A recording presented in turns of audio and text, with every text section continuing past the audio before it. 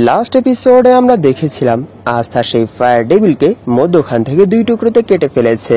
এটা দেখে সেই আইস ডেভিল ফায়ার ডেভিলের সাথে মার্জ হয়ে একটা নিউ ফর্ম অ্যাক্টিভেট করে ফেলে, আর এরই সাথে সেখানে তারা তাদের ফুল পাওয়ার ইউজ করে একে অপরের সাথে ফাইট করতে শুরু করে দেয়। সবশেষে আস্থা ন্যাচের সাহায্যে সেই ডেভিলের উপর ফাইনাল অ্যাটাক করে তাকে মধ্যখান থেকে দুই টুকরোতে কেটে ফেলতে সফল হয়।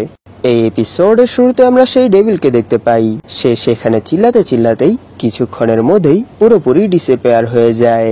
তখনই সেখানে ন্যাচ বলে, ডেভিল ইউনিয়ন, তুমি এখনো এই জিনিসটা ভালো করে শিখতে পারোনি, কিন্তু এরপরও তুমি করে দেখিয়েছো, ওয়েল ডান।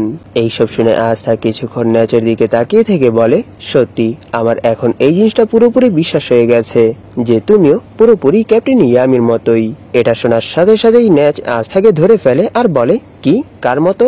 আর এরই সাথে সে ভাবছিল, তাকে দেখে আমার পুরনো দিনগুলোর কথা মনে পড়ে যায় যে আমি সেই সময় কেমন ছিলাম।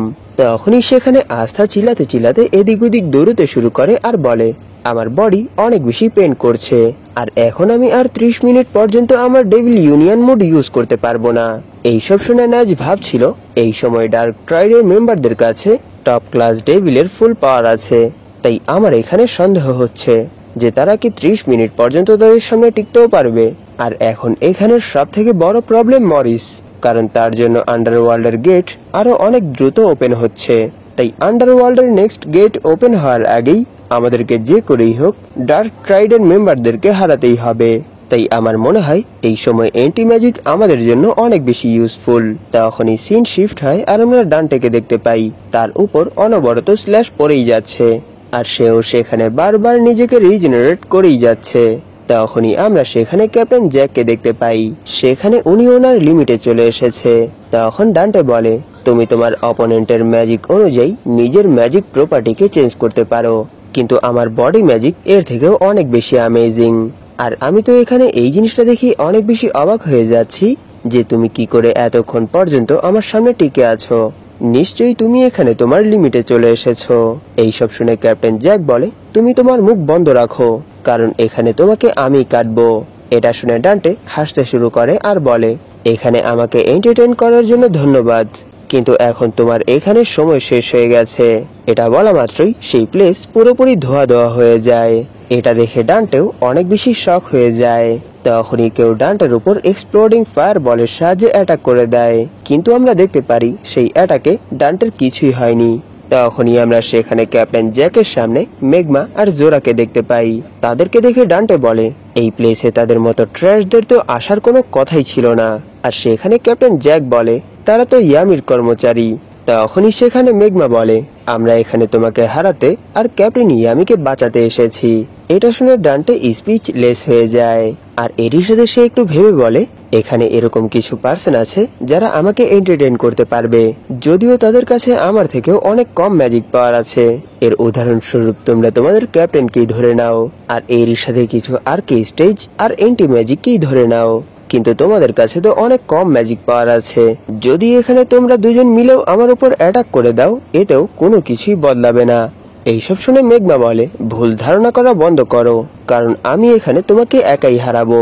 এটা শুনে ডান্টে আবার স্পিচলেস হয়ে যায়, আর এরই সাথে সে সেখানে হাসতে হাসতে তার পাওয়ার রিলিজ করে বলে, যদি আমি এই সময় তোমার জায়গায় থাকতাম তাহলে আমি কখনোই এরকম মজা করতাম না। আর তার এত টেরিফাইং পাওয়ার দেখে মেগমা অনেক বেশি ভয় পেয়ে যায়। তখনই ডান্টে আবার তার কথা কন্টিনিউ করে বলে, যদি এখানে আমি তোমাদের সাথে ফাইট করি তাহলে তো এটা কোনো ফাইট হবে না, শুধু এটা একটা মজা হবে।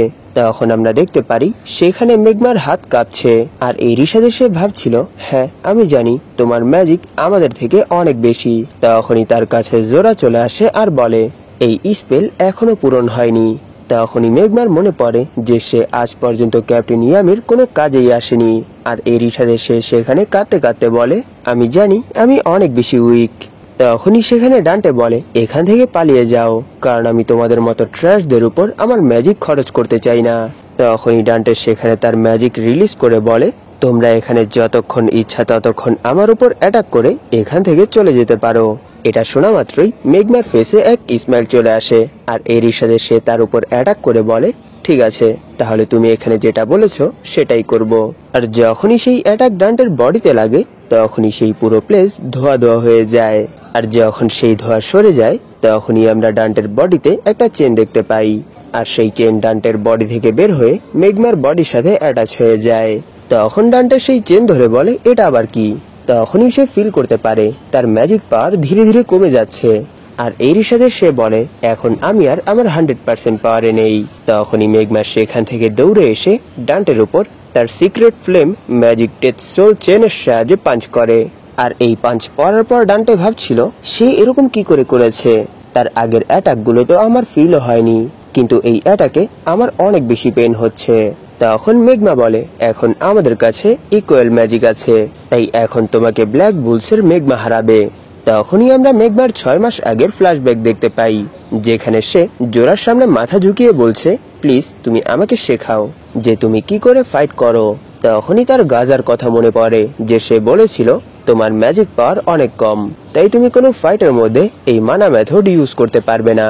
আর সেখানে জোরা তাকে এভাবে রিকোয়েস্ট করতে দেখে বলে ঠিক আছে কান্নাকাটি করা বন্ধ করো, আমি তোমাকে শেখাবো। আর এরপরের দিন মেগমা জোরার কাছে যেয়ে জিজ্ঞেস করে কি হয়েছে। তখন জোরা বলে এটা আমার সিক্রেট বেস, আমিও এখানে আমার আল্টিমেট ফর্ম খোঁজার রিসার্চ অনেক দিন যাবত করছি। হ্যাঁ তুমি ঠিক বলেছিলে যে আমিও মানা মেথড ইউজ করি, কিন্তু হার্ট কিংডমের যে মানা মেথড আছে সেই মেথডের মধ্যে তারা একটা প্লেসেই অনেক বেশি ম্যাজিক ইউজ করে, আর এই পার্টকেই তারা তাদের ফাইটের একটা অংশ বানিয়ে ফেলে। আর এই মেথড ইউজ করার জন্য অনেক বেশি ম্যাজিক পাওয়ারের প্রয়োজন হয়, আর এরই সাথে গুড ইনস্টিং আর রিফ্লেকশনেরও প্রয়োজন হয়। আমিও একটা প্রিজম, আমার কাছে বেশি কিছু নেই, আমি শুধু রেসকে এক জায়গায় নিয়ে আসতে পারি, তাই আমাদেরকে মানা সম্পর্কে আরো অনেক কিছুই জানতে হবে। এরপর থেকেই মেগমা জোরার সাথে ট্রেনিং শুরু করে দেয়। আর এভাবেই কিছুদিন ট্রেনিং করার পর তার মাথায় একটা অ্যারের আইডিয়া আসে, আর এই অ্যারে তৈরি করার জন্য অনেক বেশি টাইম আর পেশেন্সের প্রয়োজন হয়। তখনই সিন প্রেজেন্টে চলে আসে, যেখানে মেগমা ভাবছিল এই স্পেল তৈরি করার জন্য আমার পুরো অর্ধেক বছর সময় লেগেছে, আর এটা একটা ওয়ান টাইম স্পেল, এটা শুধু আমি একবারই ইউজ করতে পারবো, আর এই স্পেল আমি নিজেই তৈরি করেছি। আর এরই সাথে সে বলে এই চেন আমাদের সোলের সাথে কানেক্টেড, তাই তুমি যদি এই চেন ব্রেক করার চেষ্টা করো তাহলে আমরা দুজন এখানেই মরে যাব। এটা বলেই সে সেখানে ডান্টের উপর অ্যাটাক করতে শুরু করে দেয়। এই সব কিছু দেখে ক্যাপ্টেন জ্যাক ভাবছিল তার মতো একটা প্রিজম এরকম কোনো স্পেল কখনোই তৈরি করতে পারে না। তখনই সেখানে জোরা চলে আসে আর বলে সত্যি এটা অনেক বেশি কঠিন ছিল, কিন্তু হ্যাঁ সেই এই স্পেলটা তৈরি করেছে, আর এখন যদি আমরা এই ফাইটের মধ্যে ইন্টারফেয়ার করি তাহলে তার এই স্পেল ব্রেক হয়ে যাবে, তাই তুমি শুধু এখানে তাদের ফাইট দেখো। তখনই আমরা দেখতে পারি সেখানে মেগমা ডান্টের পেটে এরকম একটা পাঞ্চ করে, যার জন্য ডান্টের মুখ দিয়েও রক্ত বের হয়ে যায়। তখন সেখানে ডান্টেও তার gravity magic heavy in fighting use করে মেগমার উপর অনবরত পাঞ্চ করতে শুরু করে দেয়। আর এরই সাথে সে সেখানে তার gravity magic prison of the Demon king use করে। তখন মেগমা বলে এখানে আমাদের দুজনের কাছেই সেম অ্যামাউন্টের ম্যাজিক আছে। এটা বলেই সে ডান্টের উপর অনেক পাওয়ারফুল একটা পাঞ্চ করে, কিন্তু আমরা দেখতে পারি সেখানে ডান্টের বডি একা একাই রিজেনারেট হয়ে যাচ্ছে, আর এরই সাথে তার ইনজুরিও হিল হয়ে যাচ্ছে। তখনই ডান্টে আবার মেগমার উপর অনবরত পাঞ্চ করতে শুরু করে দেয় আর বলে তুমি এখানে আমার উপর যতই অ্যাটাক করো না কেন তুমি আমাকে কখনোই হারাতে পারবে না, কারণ আমার বডি একা একাই রিজেনারেট হয়ে যায়, কিন্তু এটা তোমার সাথে হয় না। এইসব দেখে জোরা ভাবছিল সে এখানে তোমাকে মারতে মারতে ঝুঁকিয়ে ফেলছে, এরপরও তুমি এখানে হার মানছো না, তুমি অনবরত স্ট্রাগল করেই যাচ্ছ, তাই এখন আর এই জিনিসটা ম্যাটার করে না যে তোমার অপোনেন্ট কি এনিমিদের বস নাকি কোনো ডেভিল হোস্ট, তোমাকে এখানে জিততেই হবে মেগমা। তখনই মেগমা ডান্টের পাঞ্চ ডজ করে ডান্টের ফেসে একটা পাঞ্চ করে, আর এই পাঞ্চের প্রেসার এত বেশি ছিল যে নিচের ফ্লোরও ভেঙে যায়। তখনই আমরা লাককে দেখতে পাই সে মেগমার ম্যাজিক সেন্স করে সেই দিকেই আসছে। তখনই সেখানে ডান্টে বলে তোমাকে আমার ফেসে হিট করার সাহসকে দিয়েছে। এটা বলেই সে সেখানে তার ম্যাজিকের সাহায্যে উঠতে শুরু করে, আর এরই সাথে আশেপাশের পাথর উঠিয়ে সেই পাথরগুলোর সাহায্যেই মেগমার উপর অ্যাটাক করে দেয়, কিন্তু মেগমা সেই অ্যাটাকগুলো ডজ করছিল আর এরই সাথে সেই পাথরগুলো ব্রেক করছিল।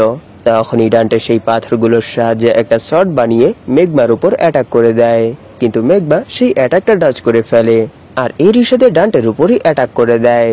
তখন সেখানে ডান্টে হাসতে হাসতে বলে যদিও এখানে তুমি আমার অর্ধেক ম্যাজিক নিয়ে নিয়েছো আর এরই জন্য এখানে আমাদের ম্যাজিক ইকুয়াল হয়ে গেছে, কিন্তু এরপরও তুমি আমাকে কখনোই হারাতে পারবে না, কারণ এখানে আমার বডি প্রতিবারই রিজেনারেট হয়ে যাচ্ছে, কিন্তু তুমি শুধু এখানে ড্যামেজ রিসিভ করছো।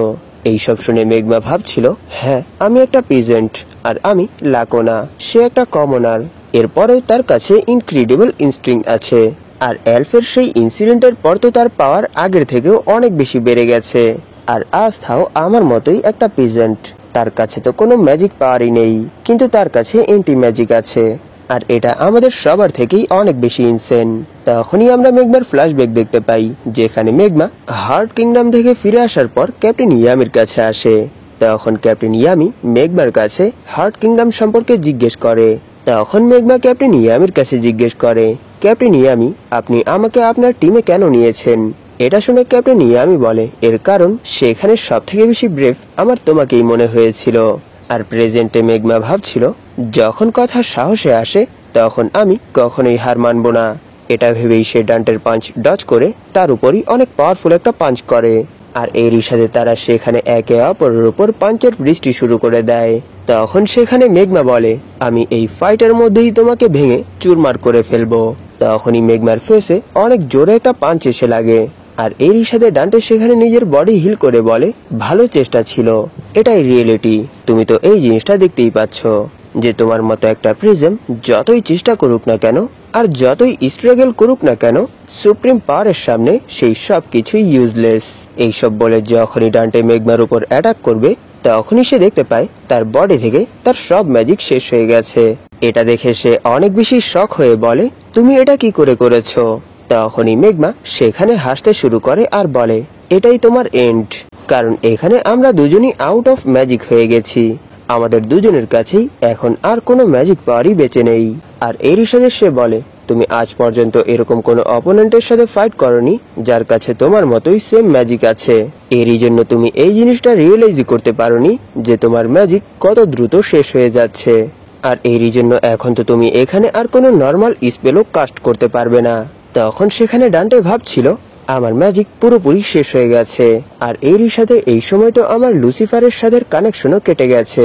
এরই জন্য ডান্টে এখানে গ্র্যাভিটি ম্যাজিক আর তার বডি রিকভারি ম্যাজিক কোনোটাই ইউজ করতে পারবে না। তখনই মেগমা ডান্টের চিনে অনেক জোরে একটা পাঞ্চ করে, আর এই পাঞ্চ পড়ার পর ডান্টে বলে, ইম্পসিবল। এটা বলেই সে মেগমার ফেসে পাঞ্চ করে, আর এরই সাথে তারা একে অপরের উপরই পাঞ্চ করতে শুরু করে দেয়।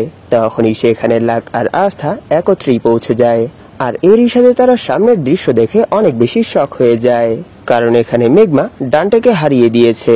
আর এরই সাথে সে সেখানে অনেক জোরে জোরে চিল্লাতে শুরু করে, আর মেগমার এই চিৎকারের সাথেই এই এপিসোড এখানেই শেষ হয়ে যায়। ধন্যবাদ আপনাদের এই পর্যন্ত দেখার জন্য। তাহলে দেখা হবে এর পরের এপিসোডে।